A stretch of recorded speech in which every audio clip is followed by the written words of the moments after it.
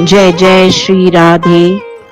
ओम अज्ञानतिमिरान्धस्य ज्ञानाञ्जनशलाकया चक्षुरुन्मीलितं येन तस्मै श्रीगुरवे नमः। तप्तकाञ्चन गौरांगी राधे वृन्दावनेश्वरी वृषभानुसुते देवी प्रणमामि हरिप्रिये। वाञ्छाकल्पतरुभ्यश्च कृपासिन्धुभ्य एव च पतितानां पावनेभ्यो वैष्णवेभ्यो नमो नमः। हरे कृष्ण कृष्ण कृष्ण हरे हरे, हरे राम राम राम हरे हरे। हरे कृष्ण कृष्ण कृष्ण हरे हरे, हरे राम राम राम हरे हरे। हरे कृष्ण कृष्ण कृष्ण हरे हरे, हरे राम राम राम हरे हरे। आज का प्रसंग साधक के लिए। प्रश्न: आजकल लोगों में नास्तिकता के भाव बहुत बढ़ रहे हैं, न जाने इनकी क्या गति होगी। उत्तर: कुछ भी हो, इससे हमें क्या लेना है। जिस पुरुष का भजन में प्रेम हो, जो शांति चाहता हो, उसे लौकिक समस्याओं में विशेष दृष्टि नहीं देनी चाहिए। भगवान जिससे जैसा करा रहे हैं वह ठीक ही है। जिनकी स्थूल दृष्टि है, उन्हें श्रद्धालुओं की बातें अविश्वसनीय जान पड़ती हैं और तत्वदर्शियों का स्थूल जगत में आस्था नहीं होती। अतः भजन आनंदियों को किसी प्रकार के गुण दोषों का चिंतन न करते हुए अपने काम से काम रखना चाहिए। मुझे तो श्रीमद् भागवत के ये 2 श्लोक बहुत प्रिय हैं। न स्तुवीत न निंदेत कुर्वतः साध्य साधु वा वदतो गुण दोषाभ्याम वर्जितः समदृढ़ मुनिः। न कुर्यान् वदेत किंचिन ध्यायेत साध्य साधु वा आत्मा रामोऽन्यो वृत्त्या विचरे जड़ वन्मुनिः। 11वां अध्याय 11, 16 और 17। वास्तव में श्रीमद् भागवत और रामायण दोनों ही बड़े अमूल्य ग्रंथ हैं। इनका प्रत्येक शब्द माननीय है। हमारे महर्षियों ने जितने ग्रंथ रचे हैं, उनमें से किसी एक में भी श्रद्धा हो जाने से जीव का अवश्य कल्याण हो जाएगा। मेरे विचार से तो बाइबल और कुरान भी जीव का कल्याण करने में समर्थ हैं। उनके कथन अनुसार खुदा 4थे या 7वें आसमान पर बैठा है और हमारे शास्त्र के अनुसार वह वैकुंठ गोलोक या कैलाश में है। तो इसमें तत्वतः कोई भेद नहीं है, क्योंकि वे भी तो सच्चिदानंद घन को मानते ही हैं। उस सच्चिदानंद घन का चिंतन हम विष्णु या शिव के रूप में करते हैं, इसलिए हमें उन्हीं रूपों में दिखाई देता है। इसी प्रकार ईसाई या मुसलमान भी अपनी भावना के अनुसार उनका अपने अभिष्ट रूपों से दर्शन कर सकते हैं। वह तो सर्व समर्थ हैं, इसलिए सभी रूपों में प्रकट हो सकता है। प्रश्न: हमें योग सीखना चाहिए या नहीं? उत्तर: अरे बस केवल भगवान नाम जप करते रहो और भगवान नाम का ही कीर्तन करो, इसी से सब कुछ हो जाएगा। नहीं कली कर्म न भक्ति विवेकु राम नाम अवलंबु एकु। प्रश्न: महाराज जी, हमारे यहाँ एक महात्मा पधारे हुए हैं, वे सबको ध्यान लगाना सिखाते हैं। उत्तर: आजकल ऐसे बहुत से योगी घूमते हैं।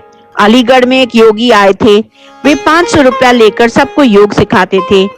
कई लोगों ने रुपए देकर उनसे योग सीखा, किंतु उनमें से अधिकांश पागल बन गए। भैया, योग और भोग सीखने की चीज नहीं है, वे समय आने पर स्वतः प्राप्त होते हैं।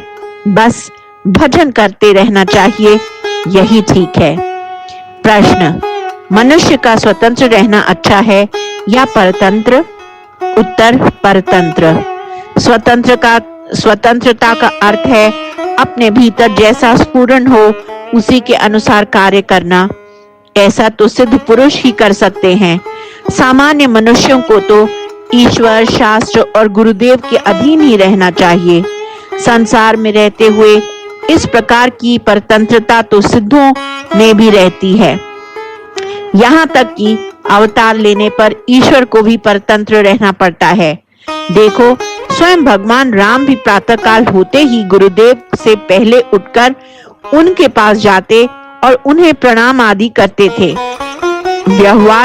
व्यवहारिकी स्वतंत्रता तो ईश्वर, पशु या गंगा तीर पर विचरने वाले सिद्धों में ही रह सकती है।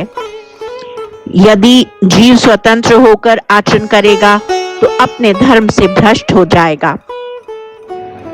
जिसका मन एकाग्र हो, विषय में आसक्ति न हो तथा जिसे किसी नवीन विषय की इच्छा न हो, वह भगवान को प्राप्त कर सकता है।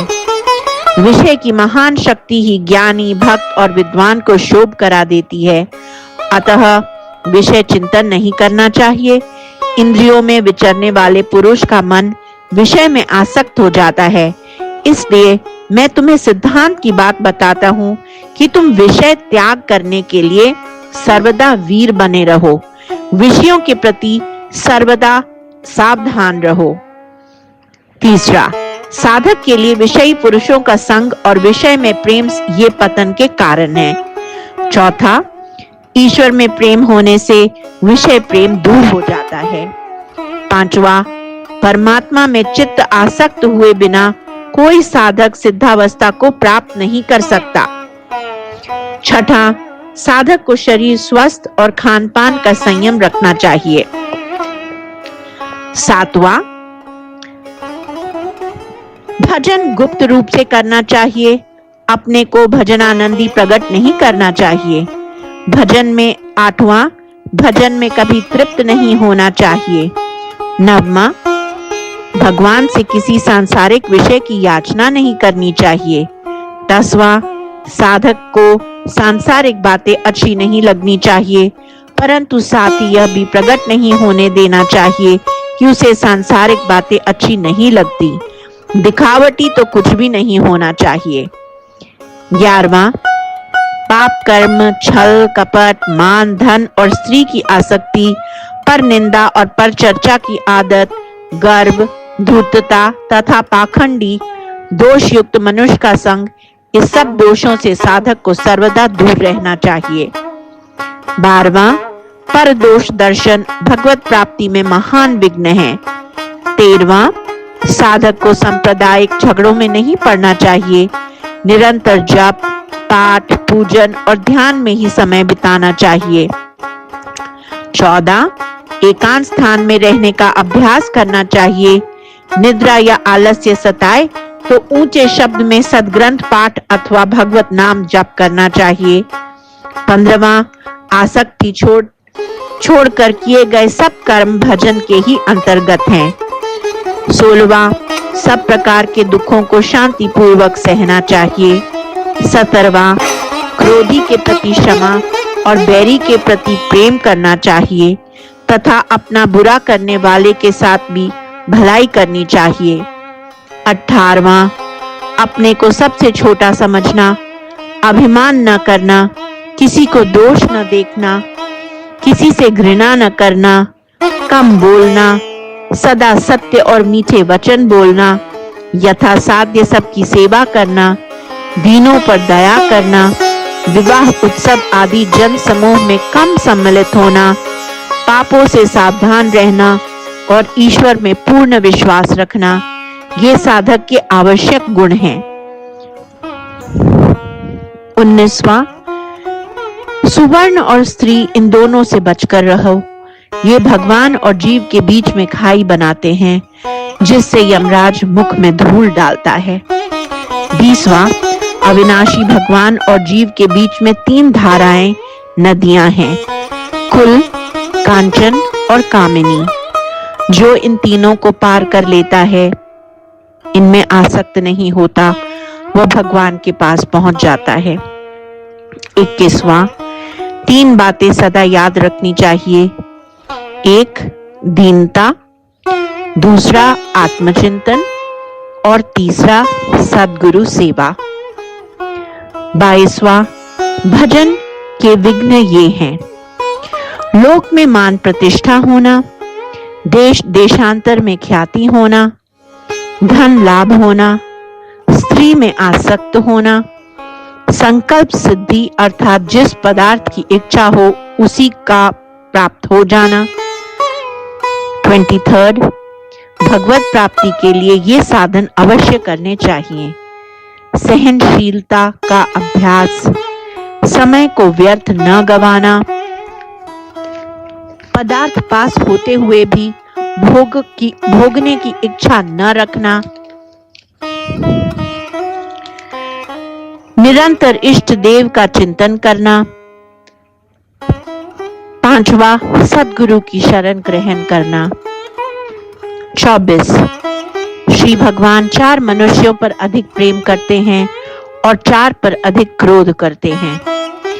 इन 4 पर अधिक प्रेम करते हैं। दान करने वाले प्रेम करते हैं, किंतु जो कंगाल होते हुए भी दान करता है उस पर अधिक प्रेम करते हैं। शूरवीर पर प्रेम करते हैं, किंतु जो शूरवीर विचारवान होता है उस पर अधिक प्रेम करते हैं। दीन पर प्रेम करते हैं, किंतु जो धनी होकर भी दीन हो उस पर अधिक प्रेम करते हैं। भक्त पर प्रेम करते हैं, किंतु जो बचपन या जवानी से ही भक्ति करता है उस पर अधिक प्रेम करते हैं। इन 4 पर अधिक क्रोध करते हैं। 1, लोभी पर क्रोध करते हैं, किंतु जो धनी होकर लोभ करता है उस पर अधिक क्रोध करते हैं। पाप करने वाले पर क्रोध करते हैं, किंतु जो बुढ़ापे में पाप करता है उस पर अधिक क्रोध करते हैं। 3, अहंकारी पर क्रोध करते हैं, किंतु जो भक्त होकर अहंकार करता है उस पर अधिक क्रोध करते हैं। 4, क्रिया भ्रष्ट पर क्रोध करते हैं, किंतु जो विद्वान होकर क्रिया भ्रष्ट होता है उस पर अधिक क्रोध करते हैं। 25वां, विश्वास करो मंगलमय श्री हरि तुम्हारे साथ निरंतर खेल रहे हैं। दुखी क्यों होते हो? दुखी होना अपने आप को अविश्वास की आस्था में डालना है। सारी परिस्थितियों के रचयिता ईश्वर हैं। जिन प्रभु ने तुम्हें पैदा किया है, जिन प्रभु ने तुम्हारे जीवन रक्षा के लिए नाना वस्तुओं की सृष्टि की है, जिन प्रभु ने सूर्य और चंद्रमा जैसे मनोहर दिव्य वस्तुएं दिए हैं, वे ही प्रभु तुम्हें बुद्धि योग भी प्रदान करेंगे। किंतु आवश्यकता है सर्वोतभावेन अपने को उनके ऊपर छोड़ देने की, निछावर कर देने की। अपनी सारी अहंता और ममता तो उन्हीं के चरणों में रख दो। अहंता और ममता दोनों ही बंधन है। बंधन में क्यों पड़े हो? इस महा दुखदाई बंधन को अपना महाशत्रु समझ उतार फेंक दो। 26वां, जिस कार्य में भगवत चिंतन में कमी हो उसे कभी न करें।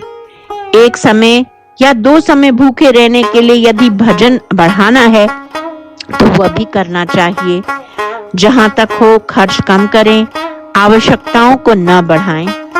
विरक्त को तो मांगना ही नहीं चाहिए। साधु दाल रोटी मांग कर खा ले या गृहस्थ के घर में जो मिले उसी से निर्वाह कर ले।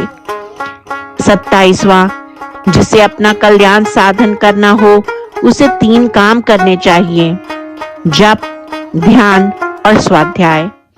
इन 3 कार्यों को नित्य नियम पूर्वक करते रहने से भक्ति, ज्ञान और वैराग्य की सिद्धि हो जाएगी। इसलिए इन तीनों कार्यों में कमर कसकर लग जाना चाहिए। 28वां, विचारवान पुरुष के लिए निंदा और स्तुति दोनों ही फूलों की तरह है। निंदा भी फूल है और स्तुति भी फूल है।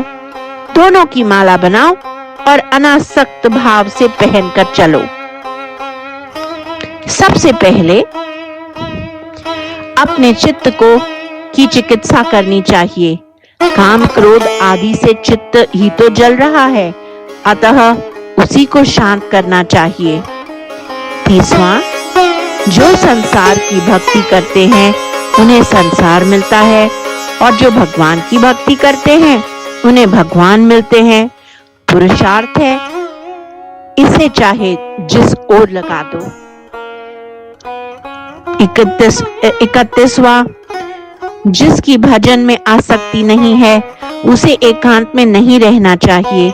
उसके लिए एकांत दुखदाई हो जाएगा। एकांत पाकर उसका मन उस पर शासन करने लगेगा। उसे तो सत्संग करना चाहिए। 32, जप और भजन करने वाला पुरुष यदि अश्लील शब्द बोलता है तो उसका भजन व्यर्थ हो जाता है। ऐसे भजन से क्या लाभ। 33, जिसका देहाभिमान गल गया है वस्तुतः उसी ने कुछ पाया है। 34, जिसका भगवान के साथ संबंध है उसे राग द्वेष नहीं होते। जिसके हृदय में राग द्वेष है उसका यह कहना कि मुझे भगवान का दर्शन हो चुका है सर्वथा मिथ्या है। राग द्वेष वाले व्यक्ति को भगवान कभी नहीं मिल सकते। 35, एक भट्टाचार्य थे। वे किसी की बुराई सुनना नहीं चाहते थे। यदि उनसे कोई कहता कि अमुक जगह लड़ाई हो रही है तो वे कहते, ऐसी बात मत सुनाओ, बस कृष्ण कृष्ण कहो। वे बड़े अद्वितीय पंडित थे और हर समय कृष्ण कृष्ण कहते थे। 36, भक्त, ज्ञानी और योगी ये तीनों ही शांत रहते हैं। इन्हें व्यर्थ बात करने की फुर्सत नहीं। भक्त हर समय भगवत चिंतन में लगा रहता है। ज्ञानी आत्मन अनुसंधान में तत्पर रहता है और योगी प्राण स्पंदन में के निरोध में लगा रहता है। इस प्रकार ये तीनों ही शांत रहते हैं, कभी व्यर्थ बात नहीं करते।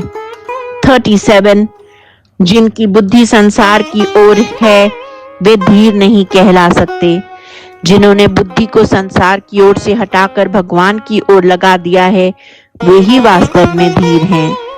38, जो व्यक्ति कुप्रवृत्ति में तत्पर, मनुष्यत्वहीन, संसार विष्टा का कीड़ा, पशु धर्मी, मोह आंध, उन्नति की आशा में से रहित तथा प्रवृत्ति परायण होता है उसे भगवत प्राप्ति नहीं होती।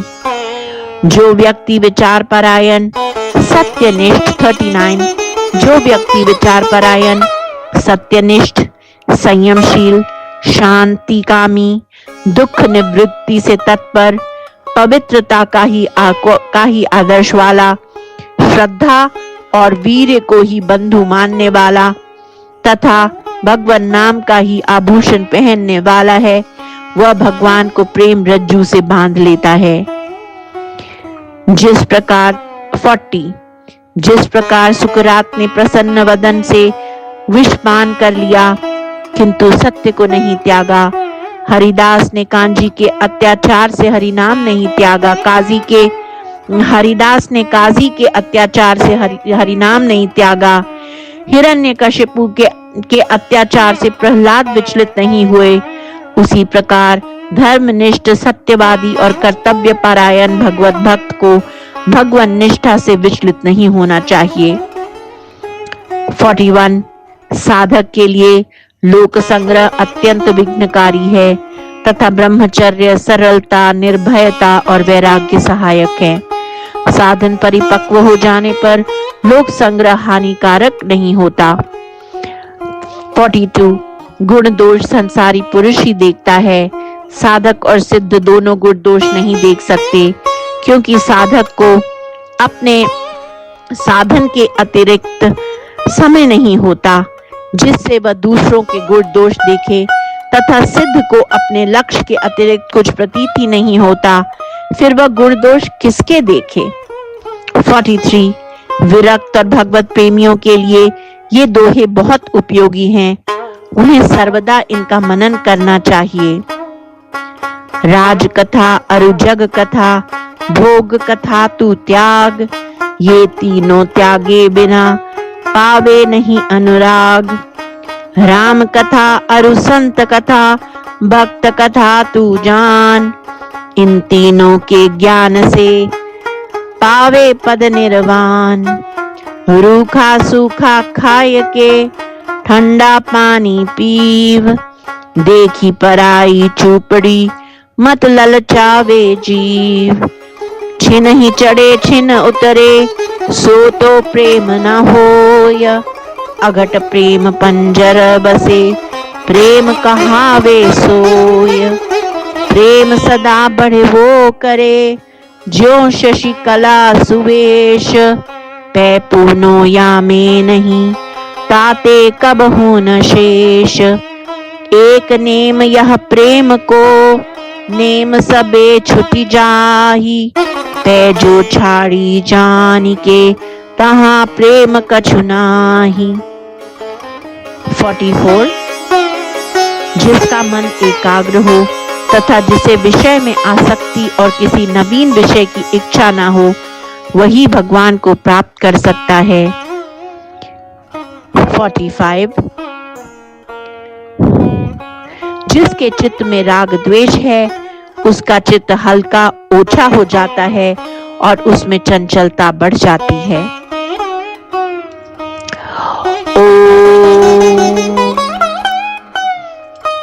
सर्वे भवन्तु सुखिनः सर्वे सन्तु निरामया सर्वे भद्राणि पश्यन्तु मा कश्चित् दुःखभाग् भवेत्।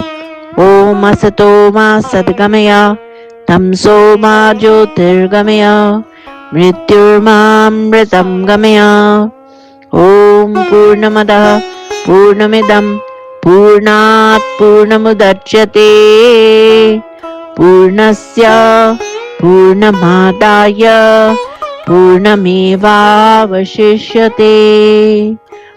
ॐ शान्तिः शान्तिः शान्तिः। हरिः ॐ। हरे कृष्ण कृष्ण कृष्ण हरे हरे हरे राम राम राम हरे हरे। हरे कृष्ण कृष्ण कृष्ण हरे हरे हरे राम राम राम हरे हरे। हरे कृष्ण कृष्ण कृष्ण हरे हरे हरे राम राम राम हरे हरे। ओम श्री कृष्णाय अर्पणम् अस्तु।